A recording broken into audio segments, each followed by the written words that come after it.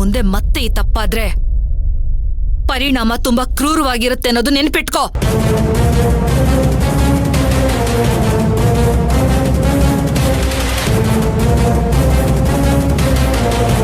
ನೋಡು, ಆಗಿರೋ ಸಮಸ್ಯೆಗಳನ್ನ ಹೇಗ್ ಬಗೆಹರಿಸ್ತೀಯೋ ನನಗೆ ಗೊತ್ತಿಲ್ಲ. ಒಟ್ನಲ್ಲಿ ಆ ಸಮಸ್ಯೆಗಳಿಗೆ ಪರಿಹಾರ ಹುಡ್ಕೋದು ನಿನ್ನ ಜವಾಬ್ದಾರಿ.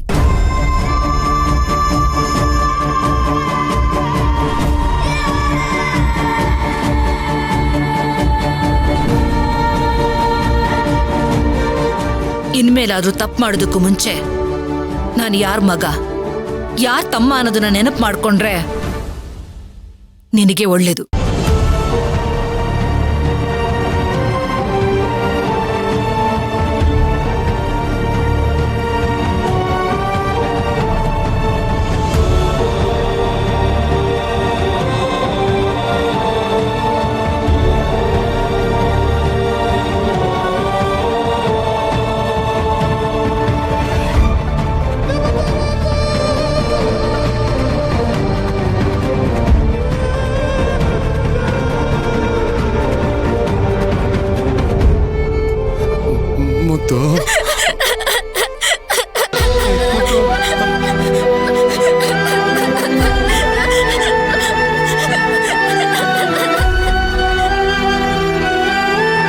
ಅಗಸ್ತ್ಯ, ನಾನು ನಿಮ್ಮ ಮಗ ಇದ್ದ ಹಾಗೆ ಚಿಕ್ಕಪ್ಪ. ನಾನು ಹೀಗೆ ಮಾಡಿದ್ದಕ್ಕೆ ಮಾತಾಡಿದ್ದಕ್ಕೆ ಕ್ಷಮೆ ಇರಲಿ. ಬಹುಶಃ ನಿಮ್ಮ ಅಣ್ಣ ಏನಾದರೂ ಇಲ್ಲಿದ್ದಿದ್ರೆ ಖಂಡಿತವಾಗ್ಲೂ ನಿಮ್ಮ ಬಗ್ಗೆ ಅಸಹ್ಯ ಪಡ್ಕೋತಾ ಇದ್ರು.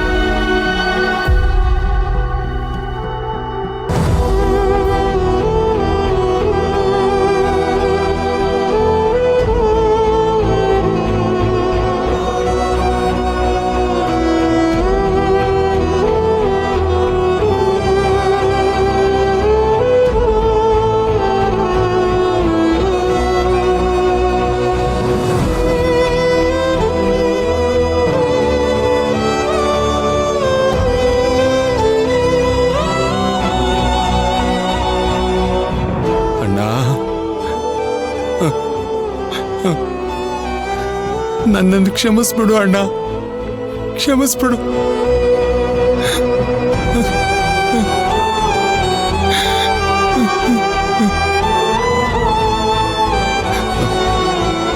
ಅಣ್ಣ, ನಿನ್ನ ಮಗ ಹೇಳಿದ ನಿಜ ಅಣ್ಣ. ನೀನಿವತ್ತಿದ್ದಿದ್ರೆ ಹಾಗೆ ಆಗ್ತಾ ಇತ್ತು. ಆದ್ರೆ ಏನ್ ಮಾಡ್ಲಿ ಅಣ್ಣ, ನಾನು ಮಾಡದೇ ಇರೋ ತಪ್ಪಿಗೆ ನಾನು ಶಿಕ್ಷೆ ಅನುಭವಿಸ್ತಾ ಇದ್ದೀನಿ. ಅಲ್ಲಣ್ಣ, ನಾನು ನಿನ್ನ ತಮ್ಮ. ಆದ್ರೂ ನನಗೆ ಯಾಕೆ ನಿನ್ನ ಗುಣ ಒಂದು ಕಿಂಚಿತ್ತು ಬರಲಿಲ್ಲ ಅಣ್ಣ? ಮೋಸ ಮಾಡ್ಬಿಟ್ಟೆ ಕಣ ನಿನ್ನಂಗೆ.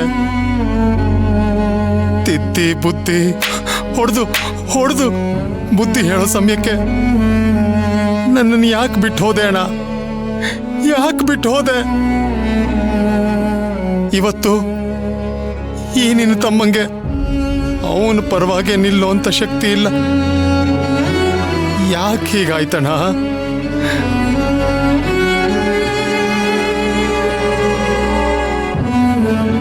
ಈಗ ನನ್ನ ಮುತ್ತು ಕಣ್ಣಲ್ಲಿ ನಾನು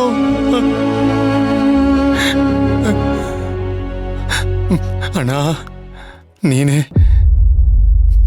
ಏನಾದ್ರೂ ಮಾಡಿ ನನಗೆ ದಾರಿ ತೋರಿಸ್ಬೇಕಣ್ಣ. ನನಗೆ ನನ್ನ ಮುತ್ತು, ನನ್ನ ಮಗಳು ಅಳೋದನ್ನ ನೋಡೋದಕ್ಕಾಗ್ತಿಲ್ಲ, ಸಹಿಸ್ಕೊಳ್ಳೋದಕ್ಕಾಗ್ತಿಲ್ಲ ಅಣ್ಣ. ಪ್ಲೀಸ್ ನನ್ನನ್ನು ಕಾಪಾಡು.